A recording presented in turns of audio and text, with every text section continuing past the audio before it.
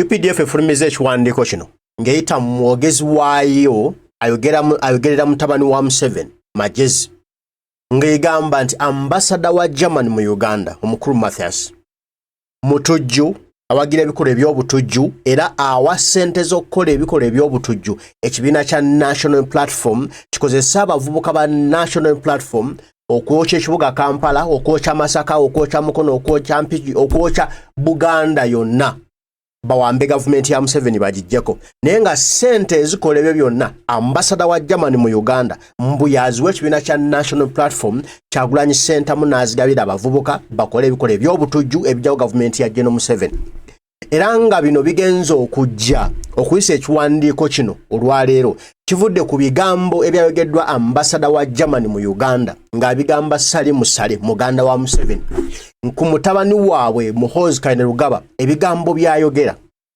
byagenda agamba buli omu ebikolwa bye abantu ba Uganda batulugunya batali musango bateka mu basement n'abayigiriza olunankole n'abayokya n'abasalasala n'abakolako buli kikolwa eky'effujjo ng'agamba nti ani ayina okugamba ku mutabani oyo mwe bazadde be weemuli abamuteeka mu kifo ky'obwa CDF temumugambako mumulese akola ebikolero kino kyonna ekifaananyi kya Uganda kuba ambasada wa German mu Uganda naye kati aba munna Uganda kuba wano wabeera wawangaalira n'agamba kino kyono n'ekifaananyi ky'ensi yaffe lwaki temumugamba ku mutabani n'akoma ebikolwa bino olw'ebigambo ebyo byayogedde bamuyise mutujju era nga bagamba nti batandise omuteeka okumulinnya akagere era gye binaggwera bayinza omugoba mu Uganda lwaki mbuno awagira abatujju ab'ekibiina kya National Platform ekikulemberwa Kyagulanyi Ssentamu Robert Bobi Wine ng'abawa ensimbi kati ne mbuuza lwaki tebakwata lumu Kyagulanyi Ssentamu Robert Bobi Wine ne bamusiba nti akomye obutujju bw'akola ku ggwanga Uganda sokulaba ebigambo bya ambasada wa German Mathias byagamba about the reputational damage that this is causing in this country. And we would really like to see somebody, and not only Norbert Mao, speak out against this and say, sorry, this is a red line, you cannot cross it. But nobody does, and that is what is worrying. Why does it become the responsibility of the government in Germany or Britain or wherever to ask Uganda to leave its own ideals? You could perhaps be asking, does the German ambassador ask the US government to leave its own ideals? Yes. Every day, the America doesn't leave. Yes, we do. Well, I have not seen you issue lectures, sermons, to the Americans. Do we have the copies of Even if it is our struggle, we have no right to oppress our own people or to torture them. You understand? And say they're in the basement and you say they're learning which language? Totally unacceptable. Thirdly, when you become in that office, you are no longer yourself. That's the institution of the country. That's a pillar of the state. You must be careful how you conduct yourself. We call a ceasefire, and then we sit down and talk about the situation here and there. My brother-in-law is a German, you know. Yes, I know. You know Hirma. Hirma is almost killing me. Your son, I said what you said. Your son is also your son. Get him and talk to him, but on his behalf, I can apologize, but I don't know what he will tweet tonight. On his behalf, I can apologize, but I don't know what he will tweet tonight. Why don't you call him? Why don't you sit in your family matters and speak about it? Meaning they are the one telling him to do what he's doing. Bano bagamba Muhoozi okola byakola. Oshegede. Kubanga baagala ensi yaffe ebeere mwoyo katemba. Ate what I've seen and what I think, Andrew Mwenda is the one telling Muhoozi what to write, what to say, and when. You see how he is protective?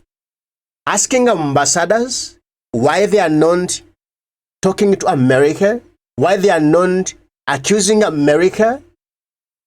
Bro, these are not these are not German ambassadors to US. No, they are German ambassadors, is a German and EU ambassadors to Uganda. So what concerns them is about Uganda, not about US. They are sent here to see exactly what's going on in Uganda and report.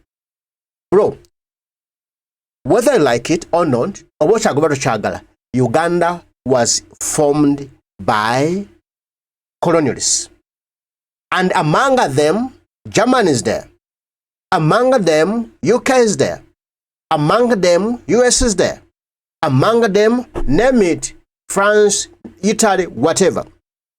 All those ambassadors are here in Uganda are the ones that sat down and, designed the borders of this country, Uganda. Museveni and his son, plus the brother, Andrew Mwenda, they are praising to be their country. Uganda was not there. We had our cultural leaders, our kingdoms. Those who are God-made. But Uganda was formulated by Europeans. And they are the ones that they are trashing. Europeans gave them life. Yes. Because if this Uganda was not formed by Europeans, Museveni wouldn't have been here. Yandibadde President wachi nga Uganda teriwo. Naye abo bali mukuba amagi leero be bateekawo kino ekisi bo kye bali mukulembereramu n'okubba. Kitegeeza bwe bagamba nno kino kitu kivuddemu Uganda will cease. Ankole will be, Bunyolo will be, Toro will be, Buganda will be, but Uganda will die. Abo bali mukuba amagi olwaleero be bateekawo Uganda eno. Era kivula balumwa nnyo kubanga ensi gye baateekawo eyonooneka nga bakola ki nga balaba. Kati bagezaako kugamba kwabo akulembera ensi bo gye baateekawo. Eno ensi Museveni si yagiteekawo. Abo abazungu tebaali mu kkuba omusumaali be baagiteekawo. Era ali president olwaleero lwakuba abazungu abo baateekawo ki Uganda kino. Singa tekyaliwo, singa taliwo. N'olwekyo alina kubeebaza so si kubalaga muno wakabi nnyo, talina bwakabi bwamu. Kubanga baasano agamba nti mumusanga mwale bwayise ne mutabani we n'essale. Okitegedde? Kali sale engeri gyali mu Northern Uganda muyinza omusanga e Kenya oba muyinza omusanga e Congo oba anywhere. Okitegedde? Ndabayo. Bawandiise ekibaluwa kino. Njala tukisomemu. Kiriwa kyo kikino. Ekibaluwa kino kye bawandiise. Nga bapininga ambassador wa Germany e Uganda nga bakolagana n'ekyagulanyi Summit National Platform n'abawa ssente z'obuyeekera bajjeko gavumenti ya Museveni. Naye ng'aboogera ebyo baafuna ssente z'obuyeekera okuva mu mawanga amalala ne bajjako gavumenti yali ennonde ya Milton Obote. Okitegedde? Kati abayeekera bajjako gavumenti z'abanabo mu bumenyi bw'amateeka bo tebaagala bajjako mu bumenyi bw'amateeka nga tetugamu bajjako mu mateeka bagaaniddeko. So bw'ogaana amateeka okukola kitegeeza oba invitinga bumenyi bw'amateeka bukole. Okitegedde? Balemesezza amateeka okuvaako mu mateeka. They are inviting lawlessness okubajjako. Naye tebakimanya ate bakitya. But they see it coming. Kati bagezawo kukitangira naye they will never kukitangira kubanga kinaba kize kijja kuba kize. Nga nabo bajja ne bajja gavumenti y'Obote. Someone else can come from somewhere anywhere n'abajjako the same way gye bajjako Obote. Tebalina monopole ku mundu, tebalina monopole ku maje, tebalina monopole ku bannayuganda balwanyi, tebagiina. So tebeerimba. Tebalooza buno byonna byawandiika muno batiisatiisa, muno temwenyigira mu bino, temwenyigira mu biri, mbuno bijja kuba kugo biyigula ttama, tewali gwe biyigula ttama. Badogana n'abasazewo one day, no, we are taking you over. They will take you over, no matter what. No matter the bigger your army is, no matter how sophisticated your army is, no matter how rich you are, bro, they will take you over. You just know that. They will take you over, Ugandans, because they are the owners of this country. Not you, bro. Not you. Wulira nno ekiwandiiko kye bawandiise. Wulira. Press release, security force closely monitoring emerging rebel groups in the country. Bali mu kugoberera obubinja bw'abayeekera bw'abatujju bw'abatemu obuli mu kukula. Obuli mu kukula. Olunaku lwaleero mu ggwanga Uganda. Wulira wano wulira ensonga tugitandise tuti. The Security and Intelligence Service have over the past few months arrested and interrogated several supporters with links to organized armed rebellion, plot to bomb populated public places, and economic sabotage through the vandalism of electricity infrastructure power lines in some parts of the country, especially in central Uganda, in Buganda. Awulire? Ab'ebyokwerinda n'abanoonyereza oba n'abakessi okitegedde mu myezi egiyise bakutte bannayuganda abawerako mbonga bano balina akakwate ku kibinja ky'abayeekera oba ky'abakwata mundu abaagala okujjako gavumenti ya Museveni ng'akozesa emmundu nga naye bwe yakola kitegeeza abakwata mundu beekemba okujjako omukwata mundu si kibi ekyo oba bonna bayeekera deni beekube omuyeekera asingako akwata obuyinza yes oba asigalemu yes uliya wano bagambye mbu bali muno olukwe olw'okukuba bomu ebifo ebirimu abantu abangi okitegedde ebifo ebirimu ebyenfuna ebirimu ebyobusuubuzi okitegedde nga bayita mu kwonoona amasannyalaze n'entambula yaago okitegedde okusinga ddala mu Buganda nze sijja kugamba bisentral Uganda eno Buganda gye bagamba okitegedde ne bagamba wano in the case of extensive vandalization of electricity infrastructure some of the most affected districts are Wakiso, Mukono, Kayunga, Rengo, Nakaseke, Kiboga, Nakasongola, Mityana, Mubende, Mpigi, and Greater Masaka region. Eyo Buganda mbwe ebitundu ebigenda okubaamu okuba bomu n'okoona amasannyalaze byebyo Wakiso, Mukono, Kayunga, Rengo, Nakaseke, Kiboga, Nakasongola, Mityana, Mubende, Mpigi ne Masaka. Kati ky'oba omanya muganda wange eno ye plan ya General Museveni after akalulu ka 2026 singa batabbye singa abba nadda ku ntebe eyo abantu b'e Makiso mwetegeke abantu b'e Mukono mwetegeke abaana b'e Kayunga mwetegeke ab'e Lwengo mwetegeke ab'e Nakaseke mwetegeke ab'e Kibuga mwetegeke ab'e Nakasongola mwetegeke ab'e Mityana Mubende Mpigi wamu ne Masaka mwetegeke ebijambiya mwerindi abantu bagenda okubakuba obujambiya batematema mwerindi abantu bagenda okubakuba obutayimbwa mwerindi abantu bagenda okubakuba bomu okusinziira kwene ebbaluwa kitegeeza eyo formula yaabwe gye bateese gye bagenda okuttamu abantu after akalulu ka 2021 singa General Museveni addamu nabba ne mutabana Kyagulanyi kuyitamu kubeera president mugenda kuttibwa tugenda kukolebwako ebyambyoni bateeke ebyo byambyoni bya bagenda okukola ku bannayuganda babiteeke ku Kyagulanyi nti kubanga tayiseemu ali mu kukola bannayuganda ab'omu Buganda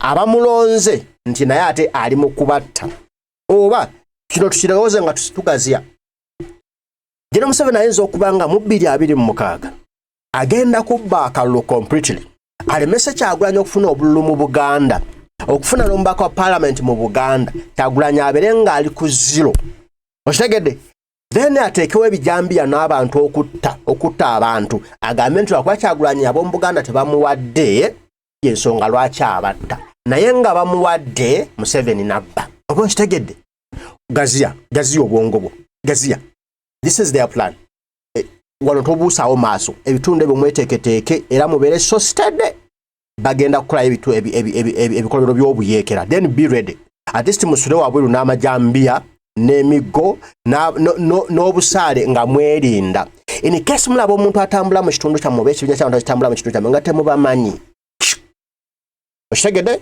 mubabuuze batambuza ki banoonya ki beebaani okitegedde General Museveni is planning that ngati yakole Masaka mu 2021 that is what is planning okusinza ku bino kibawandiise kino bali mu tiisa mbu waliwo abagedde balina obikola naye nga they are the one who is going to do it what worry some of the arrested suspects previously passed off as opposition political party activists, especially of national platform. Oshegede? Ode gye tugenze? Obulire gye tugenze? Bamaze dokkake ekibiina ky'abayeekero kiteeka ku national platform. Ngayo baakiteekako mu 2021 ne bakwata Segenya ne Sewanya na Segenya twamuziika. Again, omanyi General Museveni talinayo kipya. Talina eva azanyira mbikadde n'abifuula ebipya. Bino tuyabikola kuva dda ku Besigye. Mukono, Bukomansimbi, yazabikola amatema abantu nga wayiriza. Okitegedde? Era ne ku Kyagulanyi yabikoze n'atema abe Masaka. Kati ne mu 2026 alinze tagenda kutema Masaka ndoko yokka, agenda kutema Wakiso, ateme Mukono, ateme Kayunga, ateme Luweero, ateme Nakasongola, ateme Kiboga, ateme Mpigi, ateme Mityana, ateme Mubende, ateme Masaka. Oba akube bomu, oba akube masasi byagenda okukola 2026.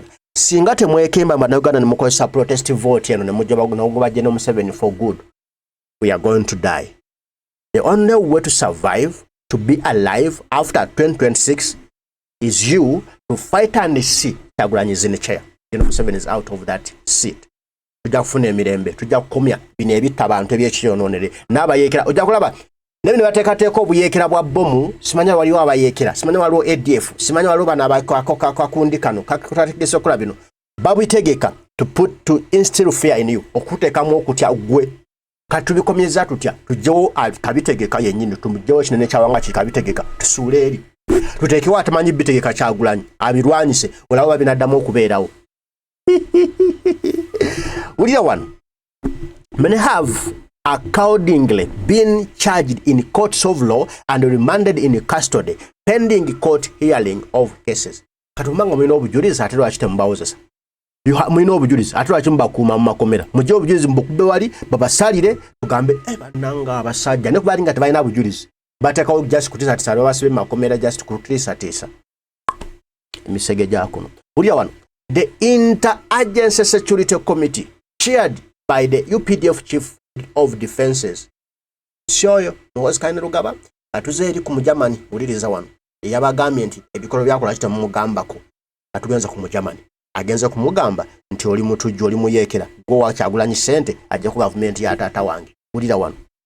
The Inter-Agency Security Committee, chaired by UPDF Chief of Defense Forces and composed of the Uganda Police Forces, Prison Services and intelligence organizations, are coordinating closely to infiltrate and bust terrorist and subversive cells that are actively rallying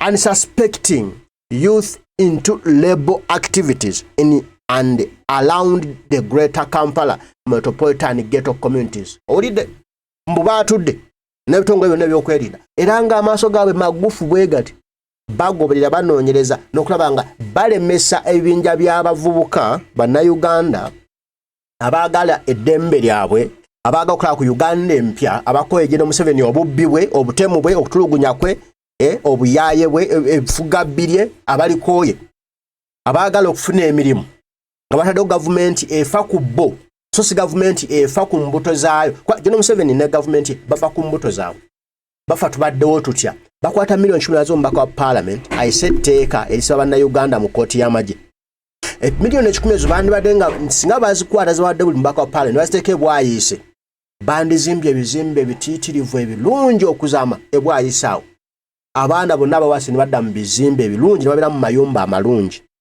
basinga bakutte ssente ezo ne bazimbamu ennyumba z'abasirikale ne basikale baffe ne babeera bulungi basinga bakutte ssente ezo ne badevelopinga ghetto eziri ekansanga ne badevelopinga ghetto eziri emakinde ne badevelopinga ghetto eziri baana ba ghetto bandibadde bulungi oba ne bazimba amalwaliro ag'omulembe ne bateekamu services n'abasawo ne babasasula omusaala oguli konkoswe ne babongera obukugu obuli konkoswe nga buli munnayuganda aloba kirwadde kya mbeera kijjanjabwa wano Uganda tebabikola wabula bakola bibabeeza mu ntebe kuba bajjagende beeru bejjanjabise okitegedde kati batya nnyoyo atheteningadde ya site oyo agamba nti bannayuganda bannayo basajja batubba bubbi tebaagala obyogereko baga munnayuganda nga maaso gazibe ng'alimu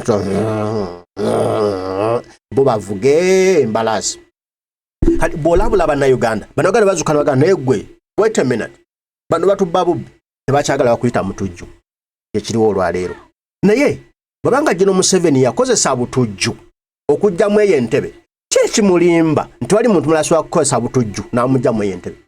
If he did it, why he thinks no one else can do it? Era anaamulimba nti ye asobola okulwana ennyo n'alemesa abaagala omujja mu ntebe nti ye wakitalo nnyo okitegedde awo nowulira wano. There's a Twitter committee in its most recent sittings resolved to take firm action against these ringleaders, the organizers and the funders of labor activities, which are in part designed to disrupt the upcoming general election early next year. Katika mbuze UPDF ebyayagala okudisruptinga akalulu bimukwatirako ogwo mulimu gwa police. UPDF byakalulu bijikwatirako. UPDF your role is to protect Ugandans. Otegedde bannayuganda banasituka nga balwanirira akalulu kaabwe eryo yanaaba akabye, then you must back Ugandans abalwanirira akalulu kaabwe kubanga that's your role. Your role si ya protecting General Museveni. No way. That's not your role. No way. That's not your role. Your role ya protect bannayuganda abalonzi bagamba akalulu kafe tukataddwa no Museveni akabye, then you go after General Museveni the thief and catch him. Lwaki obya akalulu ka Uganda? Lwaki yonoona ensi yaffe? But because you are partisan and you are not a national army, that's what you are saying. Why you are saying this? These guys are littered. Yeah. Yes. Good one. There is strong evidence tracing some of the funding and the mobilization for the negative and the terrorist and the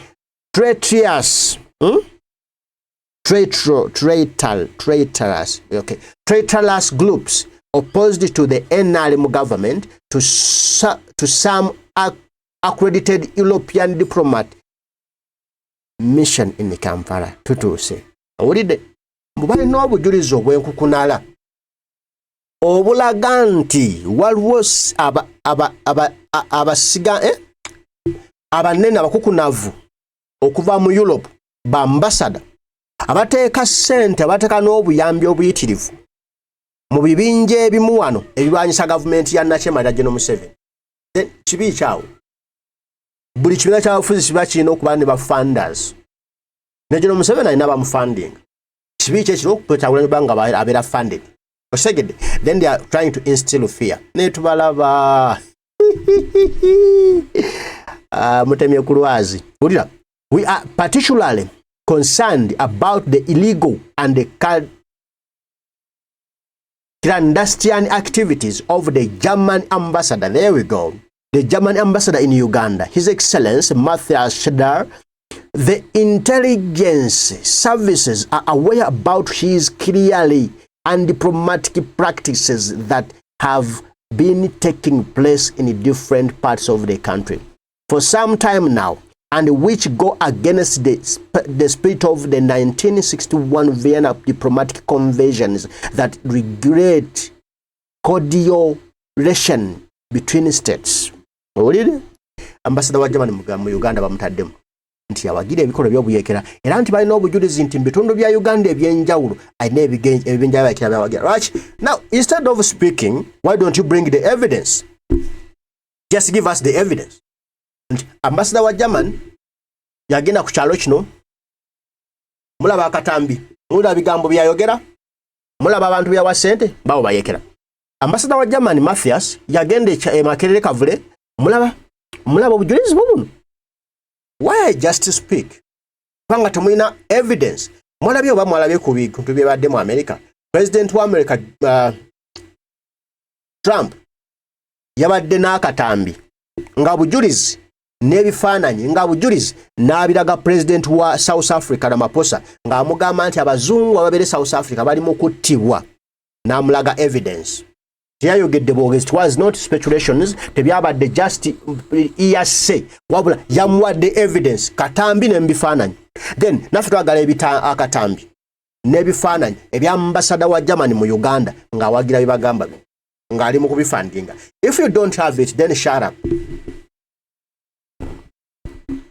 Bageza kumutiisatiisa kumuteeka mu kutya okitegedde aleme kuddamu kwogera olabye otandikidde ng'abagamba okugamba ku mutabani ebikola biro yakola, then bageza kumuteeka mu fear aleme kwogera okitegedde n'abalala abalinga ye baleme kwogera to zip their mouths bakole bye bakola ku bannayuganda. Gone the days ez'okutiisatiisa abantu wano kubanga you've killed us, you've tortured us, but we are still speaking. Bro, you'll never finish us, but Ugandans will finish you. The government of Uganda is following up the matter with the concerned foreign mission through the relevant diplomatic channels to address the disturbing development. bagigoberera katubalinde kyebanajjayo, but you have no evidence. Everyone knows you have no evidence, and there is no evidence. You are just cooking this okuteka fear, but you die in your film, you die in your movie. The Uganda People's Defense Force and the Inter-Agency Security Committee strongly condemn foreign influence and meddling in Uganda's internal affairs, and we will take decisive action against those who seek to destabilize the country. But your boss destabilize this country. Yeah? Destabilize this country. And you think you are so powerful to the extent you can stop Ugandans from getting back their power? You think so? But they are day and time tenawa kutuka. Kubanga mwine mundu tekibawo gandi nti you are so powerful. Ate kubanga mwine mundu meaning no mulala okufuna mundu nazikwata nga mwe muzikutte. You have blood, you have brain, you have the body, you have 2 legs, 2 hands, 2 eyes, 2 ears. What I have, you have. No? Ekibawulako nti mukutte mundu. Nete kinaga nti muno kwa muzikutte, you are the last to touch them. Simo musembe okwate mundu. Asimo musose. So you are not so special. Ate we muli simo musose okubeerawo waliwo abaliwoko. Meaning nga bwe baavaawo namwe era musobola okuvaawo nga bo. So, tomini wa kitalo nga mulowooza. The youth of Uganda are advised to avoid falling in the trap set by enemy political actors who seek to exploit their vulnerability for political ends. They are further advised to embrace government wealth creation initiatives and youth development programs for their long-term well-being. Now, so gumbulire. Ever since the Museveni yatandika bino wealth creation, ani yagaggawadde mu byo. Tell me. Ani yagaggawadde mu byo. Because there is nobody yagaggawadde mu wealth creation programs zammwe ze mutugamba initiatives zammwe. That's why Ugandans are fighting to get back their power, to get back their country. And they will do it. No matter what you say, no matter what you do, you are just wasting your time. You are just buying more time, but your time is coming. Be out of those seats. And you'll be accountable for all this fucking nonsense you're doing. You'll pay for it. Strongly you'll pay for it. Never munatani. Your time will come. And you'll pay for all those you've done. Oba musabantu 10, oba millions maker. You'll be accountable for those killed Ugandans, tortured Ugandans, mistreated Ugandans. And you'll pay strongly according to what you did. Just wait for your time. Temuli bakitaro. Ulira. Avuka emutisa they are the owners of this country. They are the owners of this country. They are fighting for the better country. They want jobs. They are tired of seeing their taxpayers' money being stolen by General Museveni and his family. Given to fucking MPs doing nonsense. Bakoye kulanga omusembe y'omusole bibwa bubibwa. Tena kyekula kiyamba mu na Uganda ajiwa. Kanoga muno jakubatisa. If they say yes, they will say yes and you go. Just wait. The local tertiaries, lot or and agents of foreign manipulation in the politics and the security of our country will continue to be identified, isolated, and dealt with firmly in accordance with the laws of the land. Yes, with the accordance of the laws of the land, those who are torturing us, those who are kidnapping us, those who are killing us in your government, pretending to be security officers, pretending to be UPDF officers, pretending to be the protector of us, your time is coming. And you'll be dealt with accordingly by Ugandans. Yes, that's Chris Majez of yours. Mwogezi wa UPDF. Mwogezi wa UPDF. Mwogezi wa mtabani wa Museveni. Ombaka w'eggwanga lya German kuno yandibe mabega w'enteekateeka z'ebikolwa ebyekiyekera ebigendereramu okumwamulako gavumenti eri mu buyinza. Ekiwandiiko ekifulumiziddwa omwogezi w'amagye Chris Magezi kiraga nti abantu bangi bebazise bagombamu obwala ku nsonga z'obuyekera wabulanga mu kubuuzibwa balaga nti waliwo abagwira abateekamu ensimbi okubeera mu bibinja oba obubinja obw'enjawulo. Amagye gategeezezza nti kagenda mu maaso n'okulondoola ebikolwa by'omubaka wa German n'okwebuuza okumanya kiki kye bagenda okuzzaako. Olunaku lw'eggulo kkooti ewozesa ejja Nnaggomora yakakasizza emisango gy'obutujju ku bannakibiina ki NUP 11 ng'egamba nti bano waliwo obujulizi obw'enkukunala obubaluma nti baalina enteekateeka ezitega bbomu mu bifo by'olukale n'ekigendererwa eky'okutta abantu. Okusinziira ku ludda oluwaabi mu byazuulibwa ebirala yewa abantu bano gye baali bajja obuvujjirizi nga kirowoozebwa nti buno buva mu bantu bagwira. Okumala emyezi egiwera munna People's Front for Freedom Dr. Kizza Besigye ne munne Obedi Lutale bali mu kutunka n'emisango egyekuusa ku butujju n'okulya mu nsi yaabwe olukwe nga n'okutuusa olwaleero tebafunanga kweyimirirwa nga ne munnamateeka waabwe munnansi wa Kenya Martha Karua azze atema ku lw'ennamugango okusobola okubawolereza nga bali mu kkooti. Emisango emirala mingi egiri mu kkooti ezitali zimu ng'abavunaanwa bali ku misango eminene okwenkana okwagala okumaamulako gavumenti.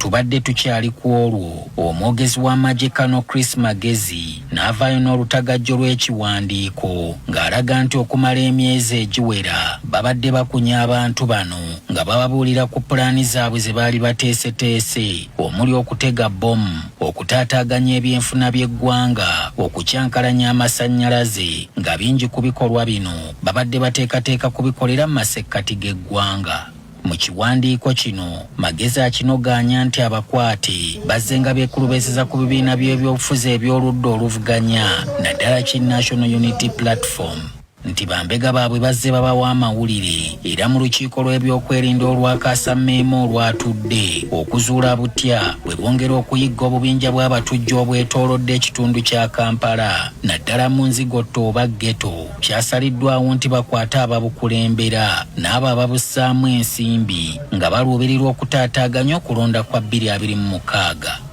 Okunoonyereza kwabwe kubakakasa nti omubaka wa Bugirimaani kuno alina omukono munene mu kuvujjirira abantu bano kyamanyidde ddala nti kimenya endagaano ye Vienna eya 1961 ekugira eggwanga eddala okuyingirira obwetengereze bw'eddala. Ono ayogera nti bakyanoonya engeri gye bakwasaganyaamu ensonga eno ng'ekizimba tekinnasamba ddagala. Magezi awabudde abavubuka okwewala okugwa mu bwayisa obutego obutegeddwa era baayisa abalabe abagenderera okubakozesa bo okutuukiriza ebyabwe wazira essira balise ku nkola za gavumenti ez'okwekulaakulanya nga bonna bagaggawale. Magezi afundikidde agamba nti tebagenda kukoma wano bajja kusigala baanika abo bonna abagezaako okunafuya Uganda nga bayita mu mateeka agalamula kuno. Kyokka ekitebe kya Bugirimaani kuno tekinnaba kwanukula ku nsonga eno era nga waliwo ne bannansi amawulire gano be gakubye enkyukwe ne batuuka n'okwebuuza obanga ddala Uganda tetandise kuwalampa mweramannyo. Now kubanga bye yayogedde okubanenya bino yensonga lwaki bakolera. What we have tried to convey is we are worried about the reputational damage that this is causing in this country. And we would really, really like to see somebody, and not only Norbert Mao, speak out against this and say, sorry, this is a red line, you cannot cross it. But nobody does, and that is what is worrying. Why does it become the responsibility of the government in Germany or Britain or wherever to ask Uganda to leave its own ideals? You could perhaps be asking, does the German ambassador ask the US government to leave its own ideals? Yes. Every day, and the America doesn't leave. But mwenda ensi gye weeyagaliramu, ensi gye weeyagaliramu gy'oli mu kukunamiramu, gy'oli mu kujobojezaamu, abo boogamba abo be baagikola singa si bo, singa temuli wano. Gotta shut up, boy. Wulira gwe olw'okuba ebyo ebigambo Masala byayogedde basajja n'amuyisaako ekiwandiiko bazeketta.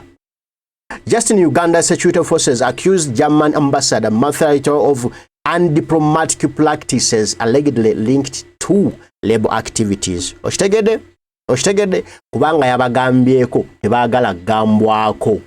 Bo tebagambwako tobagamba ku bikolobero byabwe bw'obagamba ko gumusango labano omutabani kye yayogera. Okitegedde? This is an abomination.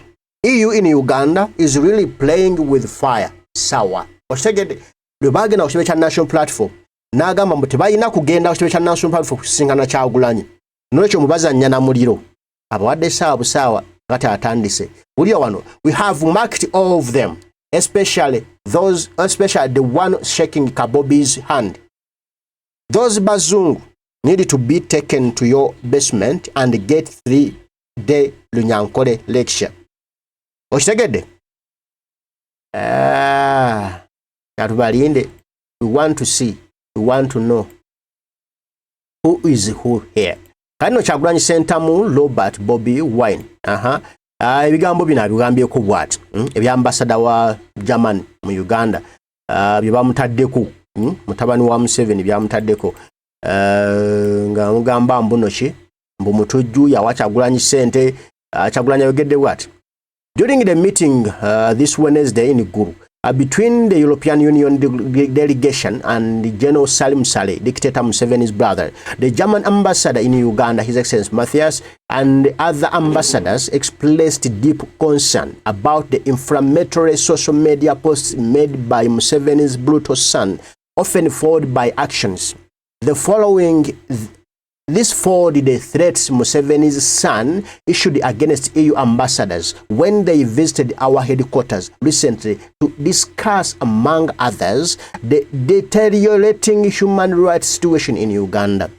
Just hours after the Gulu meeting, the regime has retaliated and now ridiculously accusing Ambassador Matthias of sponsoring unidentified labor groups to overthrow it. What more, they have stated that most of those so-called labels are supporters of NUP. This is an all too familiar script by the regime, manufacturing threats to shield itself from accountability of justify its relentless violent persecution of whoever demands an end to its dictatorship and corruption. It is the same script the regime uses to rationalize the abduction, torture, and the disappearance of our comrades by falsely accusing them of being criminals in an attempt to silence and intimidate us. We hope that the world can recognize these tricks for what they truly and and continue holding the regime accountable for its transitions against the people of Uganda and humanity as the whole. The well-meaning people of Uganda will not be cowed into silence, but will continue pursuing all lawful means to put an end to the regime of blood and shed. Yeah. Awetuli. Kali. Buli Uganda stuka. We must do something to stop this nonsense, to stop this regime, to stop these bloody suckers. Yes, we must stop them because if we don't stop them, they will kill us. But I guarantee them, even if they kill us, they abduct us, they torture us, they do whatever they want to do to us, their time is coming. And they will pay for whatever they have done. They will pay for whatever they are doing. No matter what, when, but they will pay for it.